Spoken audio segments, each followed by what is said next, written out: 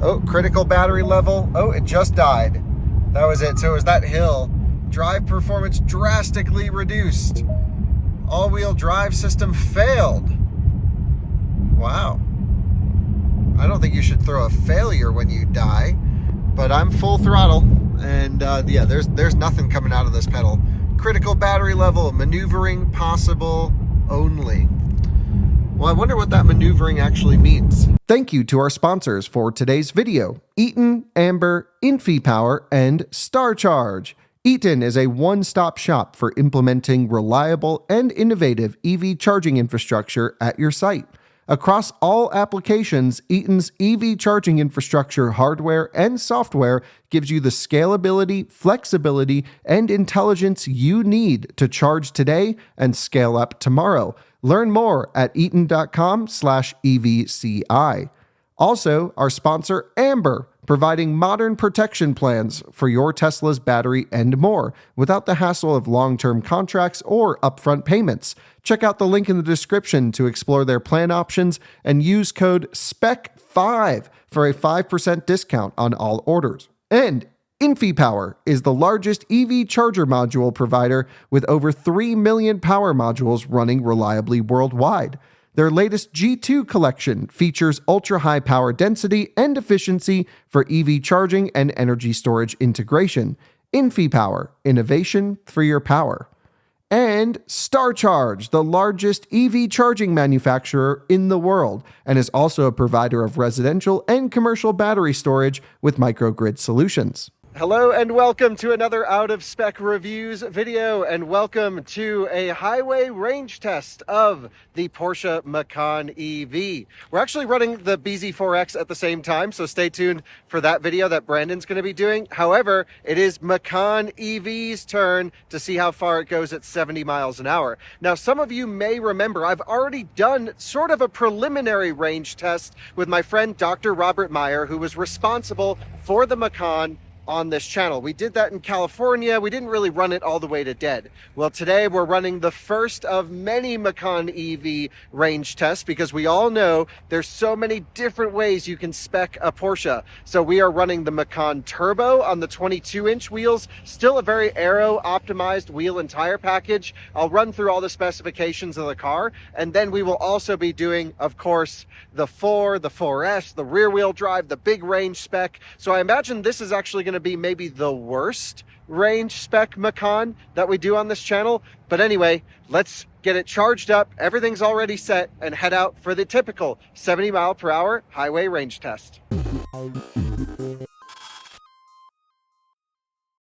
So here we are, back for another highway range test of Macan, but I would say this is the first real highway range test. The one that I did in the prototype car with, I don't know, 12,000 plus miles on it or so, that was really a preliminary look at to what this car could do. And that car was on the aero wheels, and I think we got somewhere over 330 miles, but it wasn't totally a perfect test.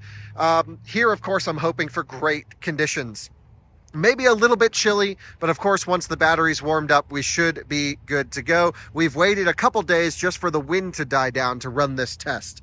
Anyway, bunch of different trim levels and versions of Macans and wheels, and we will be running many of them, perhaps even side by side one day, so we can get a really good impression as to what the power levels do in terms of affecting the range and the wheel sizes. So let's talk about the car's architecture, battery pack, and then we'll get into the motors and then the testing procedures. So Macan EV is built on PPE, which is Premium Platform Electric. It also underpins A6 e-tron and Q6 e-tron.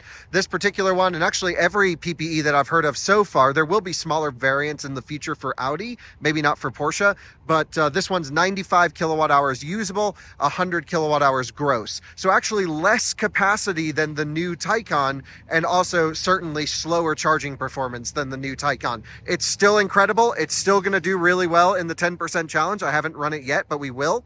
And yeah, so this is just kind of the things to start thinking about in your mind. It uses a prismatic prismatic cell here versus the pouch cells in Taycan. Not as high performance of a cell in this particular car, but still 270 kilowatt peak charging. I actually got 290 kilowatt peak charging on this one during my charging test, so still nothing to sniff at. This is great charging performance. Before we get too far in the video, I want to say a huge shout out to Porsche Fort Collins for loaning us this Macan EV for all of the testing and all of the other Macans that they have as well that they've made available to us. This car was super fresh when we got it. I've put about 400 plus miles on it so far. We're getting close to 500 miles on the odometer, which is when I like to start testing. And to be honest, I drove it pretty hard during those 400 miles, so the tires are totally broken in and ready to rock and roll. This thing is awesome, and a huge shout out to Porsche Fort Collins for, again, not only letting us use the vehicle, but putting miles on it in order to start testing it, which most dealers just would never do. So if you're thinking about buying a Macan or Taycan,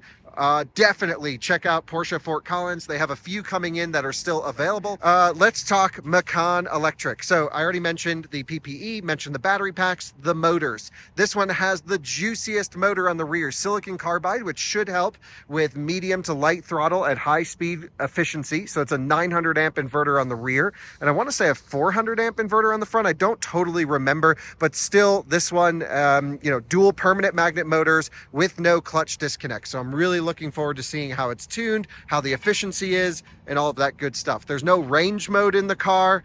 However, it did, again, well over 300 miles in our test. Now, the turbo is not EPA rated very high. I will get the numbers for you and make sure they're in the video. I got to look it up, to be honest. But there's so many different wheel configurations and trim levels and stuff that all can eke into the range a little bit. So let's talk about what's not great here. Well, we have the big boy 22-inch wheels. However, they are sort of the 22-inch aero options that should be pretty good. You can see all of this is blocked out for airflow. And here we have the Michelin Pilot Sport All Season 4. Does it say anything after the 4? 4, nope. 4 racing flag. And it is a Porsche optimized tire. It also has RFIDs. And look, it's got an RFID in the tire. What the heck? That's cool. And I think it's just really for the car to make sure it's on the right everything. So 255, 40, R22, and then I want to say 295 in the rear. It's got some juicy wide tires on this thing. Let's see if we can figure out where. Yeah, 295, 35, 22 in the back. These are the OE tires. They run 48 PSI when cold, front and rear. So while cruising on the highway, will probably be 49, 50, 51 PSI. Incredibly high tire pressures, especially for a Porsche, which typically they prioritize handling and grip over range, but that's literally what it says in the door card. So we always set them to the manufacturer recommended pressures when cold, or +1 or 2 over if they're warm. But here you go. Look at that. 48 PSI. Dang. Anyway, this spec is awesome. It's got almost everything. Head-up display, great route planning with Android Auto. We'll talk a lot about that. Battery temperature should be good. You can see it's not displaying right now, but as soon as I kick the car on, it should be good. 79 degrees, perfect for testing. It is going to get colder outside. That is the downside of doing these at night, which it's 66 degrees right now. It was just 70 degrees like 30 minutes ago, so the temperatures are dropping very quickly, and I will basically get this thing charging up to 100. We'll head out on the loop and see how it does. I'm really looking forward to it. Our first Macan EV range test on our typical loop, and many more to come. So whatever this one gets, you can pretty much be sure that any specification should do better. Oh, I was going to mention what isn't helping. Roof rails, I spoke to the engineers about this. They said there is no difference with or without the roof rails. They're like, we've had this thing in the wind tunnel, we've done everything. These do not affect range. I was like, really? So I made my mom spec them on her Macan because I think they look so good, and they don't affect range. What does affect range a little bit, and I'm talking minuscule of a percent, is the trailer hitch back here. It doesn't totally help with the airflow off the back, but we're talking minor things here. So anyway, let's get it charging up to 100 and see how it does on the test. And here we are, just plugged in. It's communicating. Keep in mind, Macan is a high voltage system architecture, and so it's not up to like 800 volts when full, but actually the new ChargePoint charger should tell us. Let me activate the charger. I thought I did, and then it will tell us what voltage we're at. Pretty high up at 90%. Here we are starting to charge. Actually, we are way higher voltage than I thought, or is that just isolation check? That might have been pre-charge and isolation check. 730. Yeah, 730, 740 up top. That's what I would have imagined. Taycan's a little bit higher voltage than this one.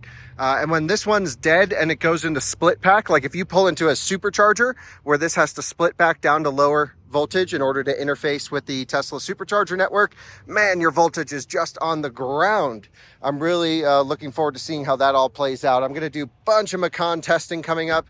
Of course, my mom has ordered one. If you haven't seen that video, check out Out of Spec Dave's channel, my dad's channel. He's going to be covering the Macan story, and they've been kind enough, as they usually do, to leave us with the car for a little bit just so we can run it through some preliminary testing. However, we are getting most of the stuff out of the way with this turbo, so I don't expect to hold on to their car more than just a few weeks because my mom is itching to have it.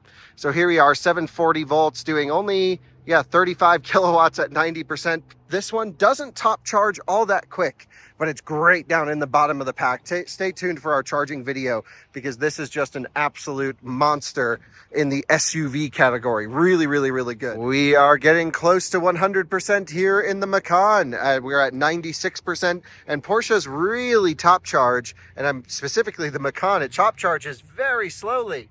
And yeah, it's just doing like 18 kilowatts up here. So, you know, down in the meat of the pack, it's amazing. But if you really want to put all the juice in this car, it does slowly taper up top. But at least you have the option, and that's always good. On a road trip, I would really recommend charging this car to maybe 60 or 70% most of the time. I also haven't mentioned yet, but I totally should, that we are going to be running this one completely out of charge. And we are going to run from 100% to where it stops moving. And then the Lucid will come with its range exchange function and charge us back up on the side of the road once it dies. So should be pretty interesting, should be pretty fun. Really can't wait to see how far it goes. And yep, once it hits 100, we'll get it dialed in and hit the road. In terms of setup and settings, you can see we're doing about level 2 speeds, although actually that's not true because Macan EV is not equipped with a 19.2 kilowatt, or excuse me, a 22 kilowatt onboard charger for Europe. I think it's only 11. That option will come later. And in the US, we only get a 40 amp onboard charger, not even 48 amps. So hopefully an 80 amp version is to come soon as well. I would expect sort of top performance from Porsche in almost every category, and that includes AC charging. So while that's going, I'm actually keeping climate control running. I will not be using any sort of heated seat or cooled seat function, which can be activated here. I know that little reflection looks like a heated seat, but I promise it's not. It's just where the reflection is. In terms of settings, I can come here to drive mode, and you can see there's off-road, normal, and sport. No range mode in the Macan. This one's also not spec'd with Sport Chrono, so no clock up here or compass, and no Sport Plus mode. But if I come here to the car settings, what I'm able to do is keep us in normal mode and then put the level, not in lift, but in low, and dump this thing all the way out. We always put the cars in full road trip spec mode, and that's what we'll do there. We also have a couple regen settings such as on and off, and that's it. Will it go auto if you push and hold? Taycan has auto regen. This one does not seem to, just on and off. In terms of assistance, this vehicle is equipped with the full InnoDrive package, so I can I've turned off intelligent speed adaptation to the route because I just want it to go the set speed. We can turn off speed limits as well because we're actually going to be running under the speed limit for this test. And we have, you know, some basic other emergency functions here that are really cool. If you want to see more of basically assistance testing, look at our hogback driver assistance test of the Macan. We deep dive in this and then test the lane centering functions and everything. This one also has the incredible head-up display, which I'll probably be able to show you as we're out on the road, some of the functions that it can do. But really, in terms of setup, there's no real eco mode for climate. There's really nothing else. I'll shut off the passenger vents and run driver only just because I'm able to make sure rear HVAC is off, and that's kind of the basic procedure that we do for every car. I am shocked that the BZ4X completed charging before the Macan. Granted, we plugged it in just a little bit higher state of charge because we were doing some charge testing on that, but still, BZ4Xs used to take hours to complete at 100%, and that thing was just boom, 100 done. Awesome. Love to see the improvements. And Porsche, we're at like 98, 99, ready to get going. By the way, some of our best range test results come at nighttime. So the draw of the headlights, yeah, uses some. I'm not going to say it doesn't use anything, but probably not even a noticeable amount. The wind conditions and other things probably make more of a difference. So anyway, we're at 98%. As soon as we hit 100, boom, on the road we go. As we are nearing 100% in the car, clicking on here, one thing we should do is, yep, I've been able to turn off every zone of climate except my own. So there is actually an easy driver only mode. So the rear two are off and just this one's running. And let's see, I also want to go to home. I want to go to Burmester, and I want to go to sound profile and go to eco mode. Can you believe it? The sound system has a freaking eco mode. By the way, I've heard a lot of people complain online about the Burmester in this car. It's like almost a $5,000 option. They say it doesn't have enough bass. What I recommend doing is just going here, bass and treble, and juicing the bass. And then it sounds pretty damn good. I mean, I could always use more bass, but I found 7 and 5 on treble. That's pretty good. This is so Porsche. We're able to choose exactly how we want to view our efficiency and consumption. And well, we could look at, I don't know, kilowatt hour per 100 or miles per kilowatt hour. I think miles per kilowatt hour is what I'm kind of settling in on. Although I do like the granularity of some of these functions here, for example. But we'll just go with miles per kilowatt hour for now. That's what we rate them with anyway in our final testing. So we are all set. We're at 99%. Very slowly top tapering, batteries at the optimal temperature, and then yeah, let's let it complete and hit the road. There we go. We've just completed at 100%. I've shut off all loads, and actually before we even head out, let's turn off the passenger display. Oh yeah, that's going to get us maximum range. I do love to optimize everything here, but that is the point of this test, is to, you know, kind of do what you would do on a road trip. This is, you know, simulating get the car in as eco mode as possible while still allowing for climate controlled temperature, and that's it. And then just go cruise at 70. That's how we're able to compare a bunch of different models and trims and variations, and pretty accurately, might I add. Yes, there are some external weather factors, but I've been really impressed with how close the numbers have been coming out. So anyway, we're actually on into drive. Climate control on auto, just on my side, stays off everywhere else. I've already reset this, but let's just reset all and make sure we have everything set to low suspension. And again, no range mode in this one, just off-road, normal, and sport. And we're going. Let's boogie. Hell yeah. Macan EV highway range test. So what we're going to do as per our usual procedure is kind of gently get over to the highway, try and not use as much friction brake as possible, touching the brake-by-wire system in this particular one. I believe it's the Bosch booster in this one. It's a really pretty good brake pedal, but I still think some final tuning needed on the brake feel and just the amount of ABS lockup they give the car. But that might come in a performance review at some point into the future.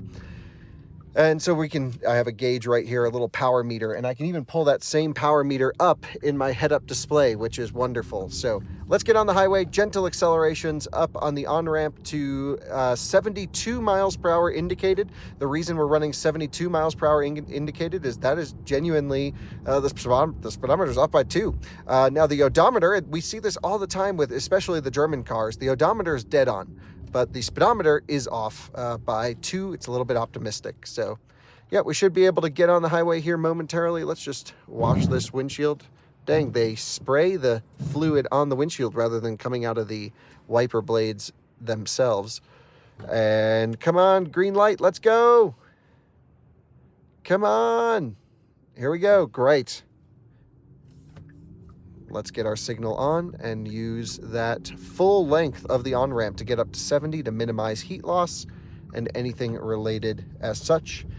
We always get up to 70 by the end of the on-ramp. So here we are, good to rock and roll. I will set the auto steer and adaptive cruise up as we get to the set speed, and we should have very, very minimal traffic conditions, which will be really nice. Actually, you'll be able to see the really cool head-up display as well as I get up here to 65, 70, 71, 2 we're gonna set it to. Boom, and you can see that awesome animation, especially if I adjust the distance, and you'll see it curves with the road too. How sick is that? Now, you're not looking at it completely at my eye level, but it's amazing, and if I come up on vehicles as well, it actually cuts them out, so it's not super distracting. But this is how it looks most of the time. I can even adjust so I can bring up a power meter there, or put it in sort of a reduced view. It's absolutely wonderful. But this is the setting I tend to have, and then I save the right quadrant over here for navigation when it's set. So this is sort of the customizable view. I kind of think it's a bit annoying to have the power meter there and there. But anyway, how sick is this? Anyway, let's settle in, cruise, catch up with you guys at the Wyoming border. We have just crossed into Wyoming, and we are at just dipped from 92 to 91% right there. So anything over 90, we know this is going to be pretty much a long day in the saddle. So I'm expecting, yep, a pretty big number here. Let's see what the heck happens. Probably too early to tell, too early to guess. The efficiency is always pretty poor on the first leg. You can see 2.2 miles per kilowatt hour. That's very common for the first stretch of this test. But again, we always end canceling out most of the elevation. And this is kind of the highest point of the test right here. So, yep, that's all normal. We run every car on this loop, so they're all rated on the same comparable drive cycle. But let's keep rolling. Things are going well here in the Macan. What a nice cruiser this thing is. Well, guys, since I'm just cruising in the Macan, I thought I'd share just some very brief thoughts on this vehicle now that I've had a chance to drive it for, I don't know, just about 400 miles or so far, and plenty more to come. But let's start with the downsides. The ride is not incredibly supple, so you do get some impacts that come in. It's not, you know, certainly no EQS or something like that. But of course, you balance that with the performance that this car has. Okay, maybe it's worth the compromise, and it's certainly pretty smooth, but it's like sometimes you're on some rougher roads and you're like, oh, that's a bit more than you would expect from air suspension in normal and full soft. The other thing I'd like to bring up is some of the road noise, which the wind noise seems to be super controlled and nice. And granted, there is no wind right now outside, but I do just have a bit more road noise coming in than what I would like. And a lot of that could be down to the 22-inch wheel and tire package. I'm looking forward to trying my mom's Macan, which will be on the 19-inch wheel and tire package. That should be a little bit quieter. I think in terms of downsides, other than, you know, those two things, maybe the space is a little bit too small in this car compared to what I would be looking for, but electric Cayenne is just around the corner, and Macan's never meant to be a huge vehicle anyway. I think it fits kind of within that parameter of what I was expecting there, and I've had the chance to play around with this car almost a year ago, so I kind of knew what I was getting into this particular testing of the US spec Macan.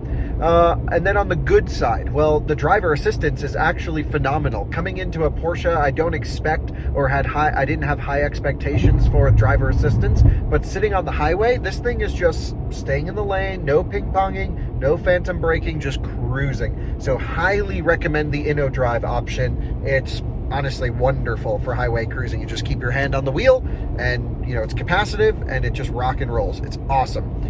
Next is the seating position. Porsche knows ergonomics better than almost anyone. I just fit whenever I get into a Porsche perfectly. I can get the seat on the ground. The steering wheel comes out far and gets high, and I have a great view of the gauge cluster, great head-up display. Just everything's in the right place. Feels so high quality, so nice.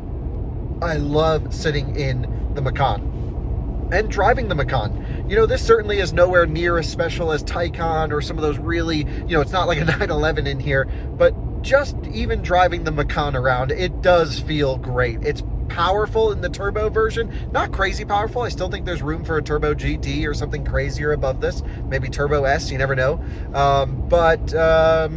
Like, it's drifty. Like, you can just go traction control off and it's crazy. So it has a sense of flair, a sense of crazy character that I do love and appreciate.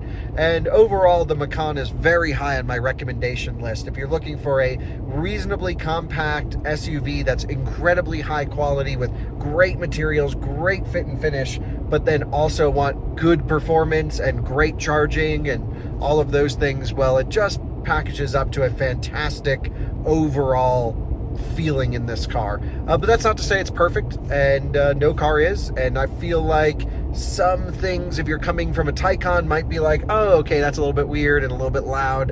And then if you're coming from like a Model Y, this is going to be like the craziest, nicest experience behind the wheel without question. So anyway, it's all relative. It's all part of the fun. Whoever buys a Macan is not going to have a bad day behind the wheel at all. Viewers, you join me now for the 75% state of charge check-in, and we have traveled 85 miles, which means this is going to be pretty damn good.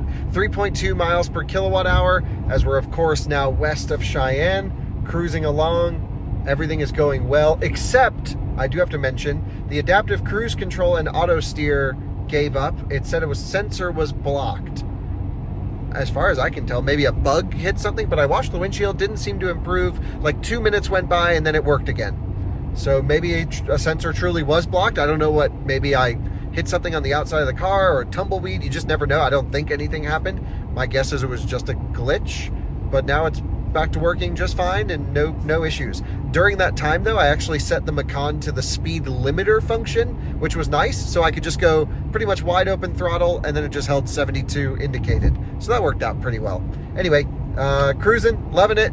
Perfect night for a range test. Great conditions, still warm, still deep into the 50-degree range, no wind. This is what I'm looking for. You can see here I have a bunch of different menus I can pull up, but this is my driver assistance menu. And yep, you can see I'm auto lane centering by that steering wheel being green. And of course I have all the info in my head-up display when I pull up the distance. So cool. Again, can't get over all of that. We're at 66% right now. Battery's staying nice and warm. It is cooling down a little bit out here, but still above 50 degrees. And things are going well. We do need to think about roughly when we want to turn around. And well, this is our little range spider at the moment. And so it thinks we can still easily make it back to the charging station. One thing I will note is I think this range spider is a bit conservative. Based off all the data, everything looks like we can go farther than we can, than that is showing. However, it is always worth noting that this could have a non-linear discharge curve. We have not run Macan down, at least in recent memory, or at least on this software, to know fully what the behavior is like at low state of charge. So that's another reason we're running this all the way to dead, is to really see what happens when you run a Macan to zero and what that discharge curve looks like below 20% as an example. So let's continue. We are cruising along now, and I've put in sort of our end destination. The car says a 0% arrival, and I do believe it shows negatives if you can't make it, so I think we are going to make it just at 0. And you'll notice it said search for charging stations or whatever. I actually turned off the Porsche charging planner. This way it doesn't end up preconditioning to a charger and burning more juice. We don't want to do that. So we're just doing it manually, and we're running until this thing dies. So all is good, but we should take the next exit in about 3 miles. And here we go. We have taken this exit to turn around many times. Exit 69 is where we will be flipping. Now I think the route planner might be slightly pessimistic versus the actual distance of the car, so I'm guessing we're not going to show up there at 0%, but you know, time will tell. We'll see. And man, everything's going well in here. We're at 59% state of charge, and we've turned, let's see how many miles it's in, 140 miles or so. So we're at least on track for 280, assuming we make it back to the charger. But I think this is going to be a 300-mile car. I mean, dang, the 4 on the aero wheels did 330 something, 3 plus or minus, and that was on arrows, and it was the less efficient one. So maybe 300 is for this, but I can't imagine it's going to do less than 300. EPA on this is 289, or right around 290 miles for the Macan Turbo, which is pretty low. You can see my augmented reality head-up display saying this is where we need to turn. Thank you, Porsche. Pretty cool tech, honestly. I kind of like all that stuff. So they say this is where we need to, what was I going to say? Oh yeah, 295 mile EPA. Yeah, pretty low. 289 mile. Let me look. We have just merged back onto the highway, and the EPA range for this car is 288 miles, and I think it's going to go farther than that. I mean, in the past, Porsches always went farther than their EPA range, but this year, EPA testing got a bit harder, and so we have a pretty good aero-efficient wheel and tire package on here. Not the most efficient, but I think one that balances style and looks and then efficiency. This is a pretty good compromise. So yeah, I would be surprised if we don't do 300 miles on this thing.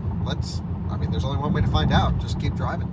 You join me at 50% state of charge now, and things are going well. 165 miles under our belt, 3.2 miles per kilowatt hour. We do have to climb back up to Cheyenne, but then we'll lose the elevation back into Colorado. On second thought, I'm kind of thinking maybe this doesn't go into the negatives. I feel like Taycan does, but this is not showing me a negative arrival, just a 0% arrival, because this is indicating 110 miles, and it's doing it based off the route, because whenever they have the little, I don't know, paper airplane thing right there, it means it's factoring in the elevation profile and other traffic factors. And I think I vaguely remember this going not below 0, which is a huge miss, because I want to know by how much below 0 I am, because if it's only like negative 2%, then I can just slow down. But if it's negative 12%, I'm just speaking on a road trip, then it's like, oh shit, let me get a charger. Yeah, actually, I think that's true. I'm pretty sure when I did the range test with Dr. Robert Meyer, he mentioned that does not go below 0, which is not good. Hope that gets fixed in an update. I want to know by how much I'm not going to make the charger by. Anyway, yep, that's our 50% check-in, so we're going to keep motoring. We have just dipped down to 25% state of charge, 223 miles traveled, and now a 1% arrival to where we're trying to go. So route planning arrival was a little pessimistic, but okay. Aside from all of this, I actually have some bad news. So the bad news, folks, well, typically when we run these cars out to dead, we'll either use the Cybertruck or our Lucid, which we've been borrowing for a long period of time from Lucid, to use their range exchange function to charge up the dead car after the range test. Well, the Cybertruck's in its service, so we don't have it right now, which is a bummer. It's like whenever we need a truck, it's always in its service for something. I don't know.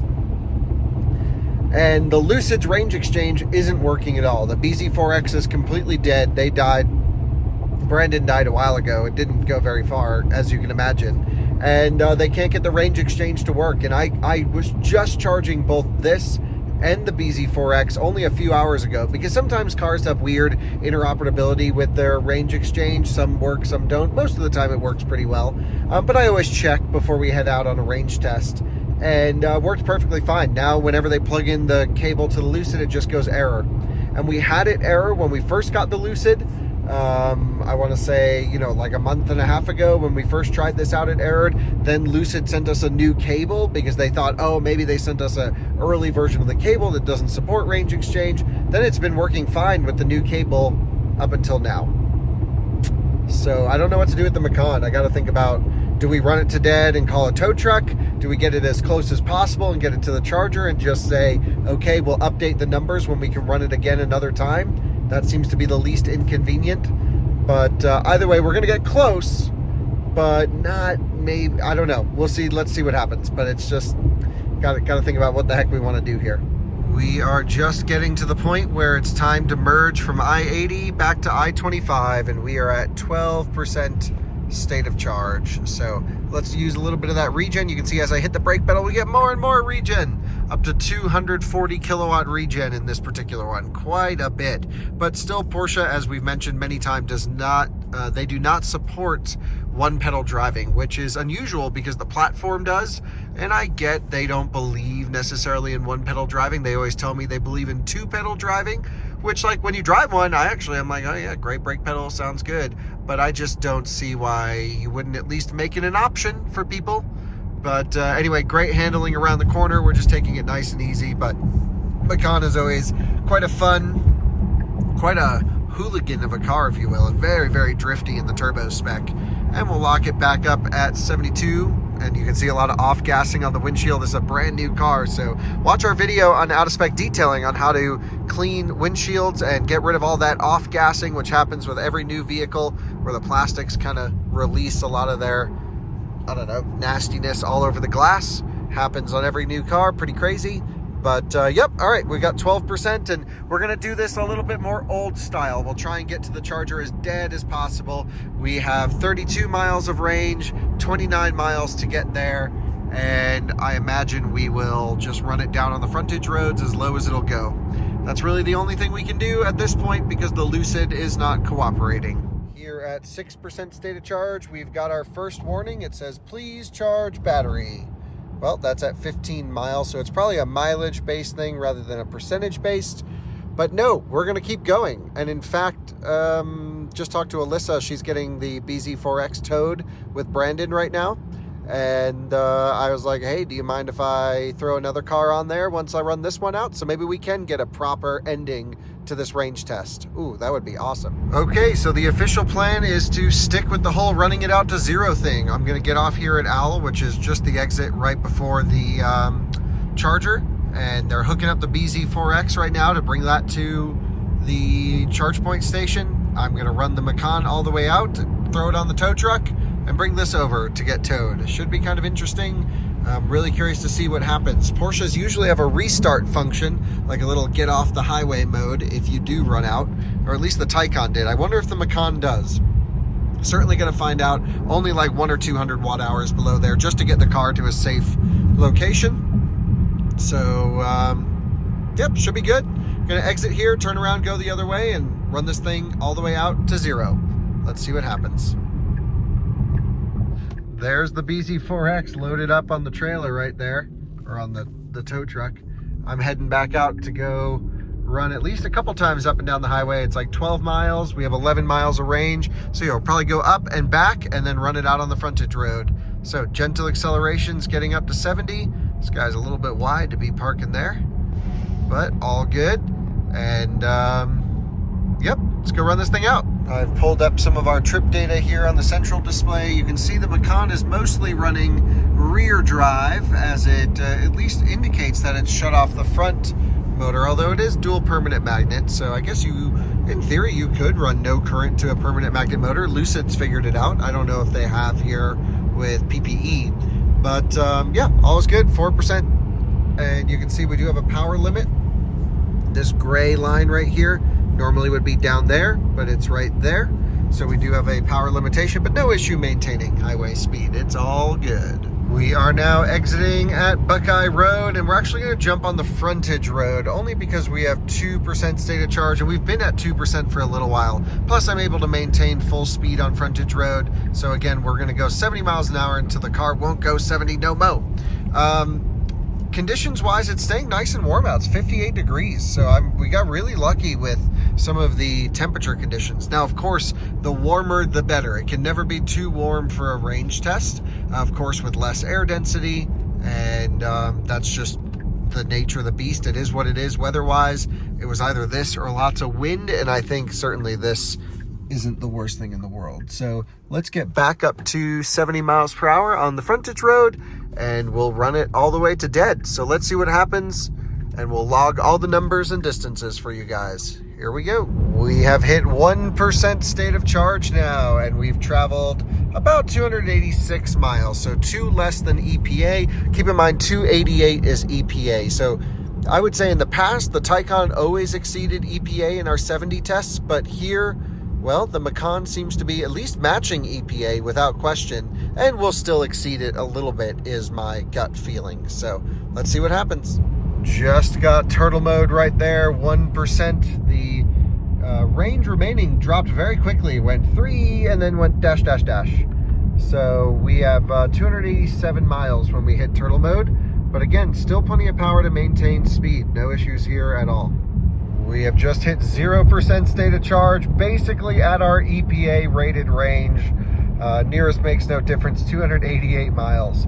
So the Macan did match EPA, which is good and impressive considering the EPA testing did get harder, and we are on the biggest wheel size But I was really expecting to see 300 miles in this test, just based off of my previous Macan test. But one thing we've learned from testing cars a lot, especially Porsches, is spec matters. Having the right wheels and the right equipment really can make a huge difference on your range test. But either way, we've officially exceeded EPA. We're at 0%, 0 miles, and we're still cruising. So let's see how far below zero she'll go.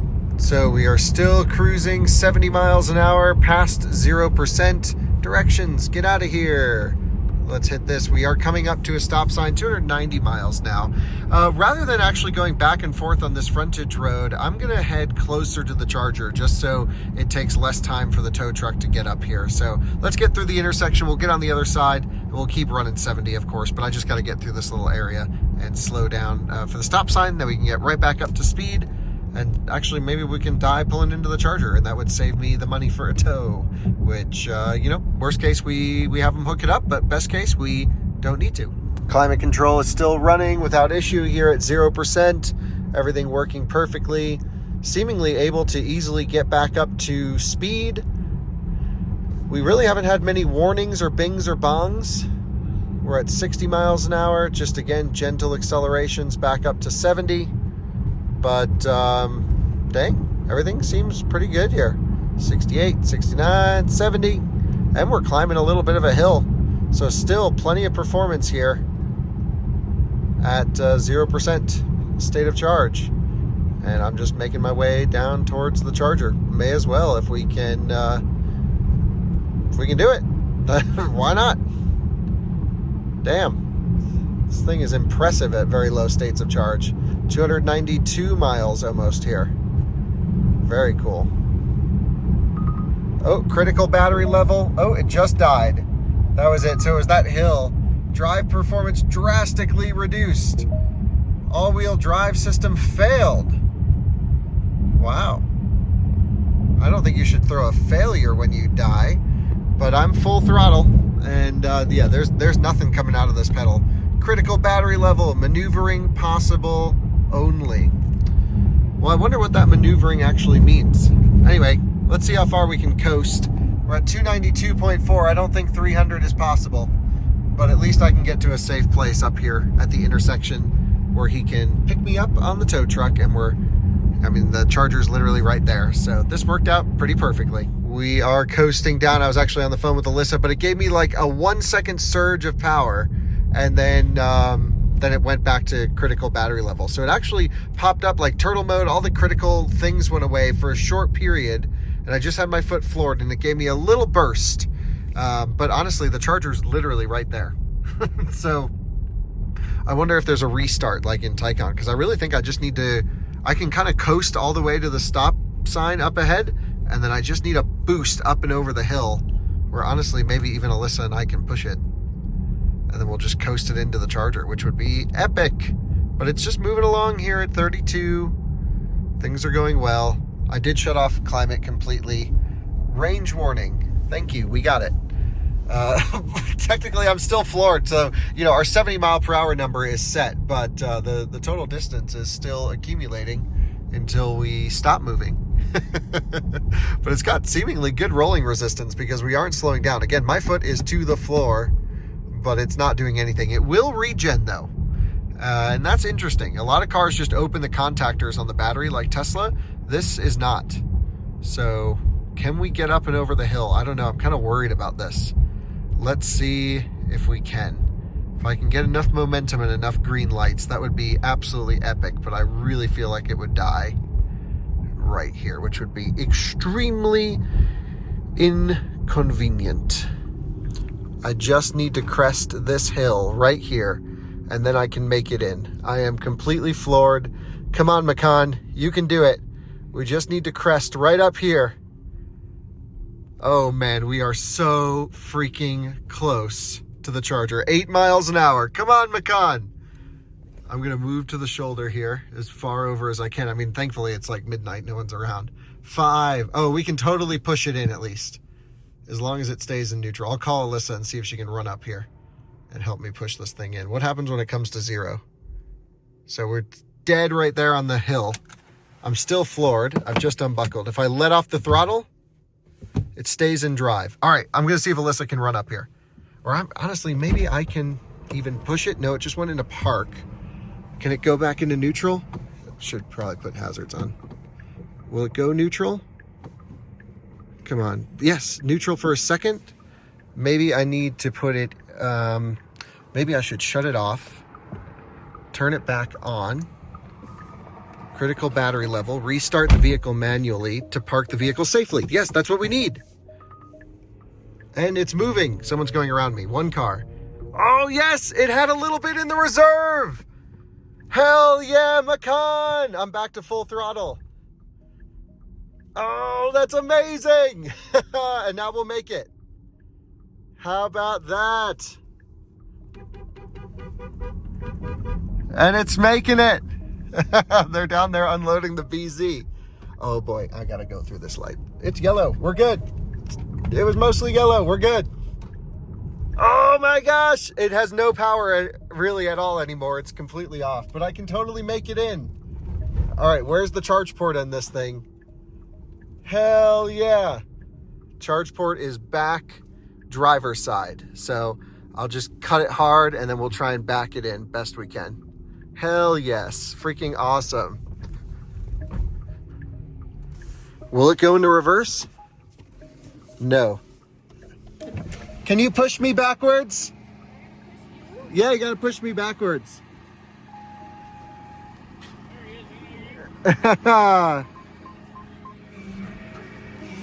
Alyssa's pushing. If I open the door, it goes into park. If I open the door, it goes into park. Give me a good push.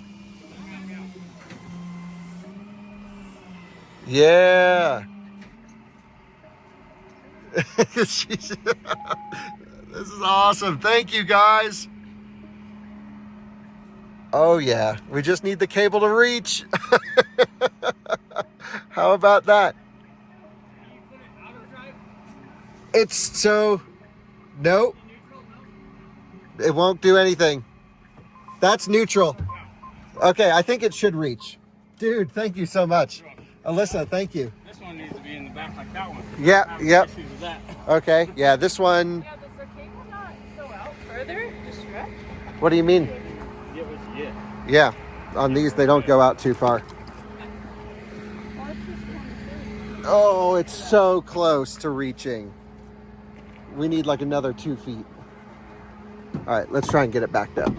Alyssa's getting this one plugged in. Oh, that was awesome. Alyssa, you didn't see it, but I died right there on top of the hill. Oh, And then the Macan gives you like a burst of power if you turn it off and turn it back on. And it was just enough to get me over the hump. Perfectly timed. It doesn't get any better than that. What is the pack voltage this low, by the way? Let's look. Really curious to see. Dang. No way. That's just doing voltage check. Yeah, this is where we see the real voltage.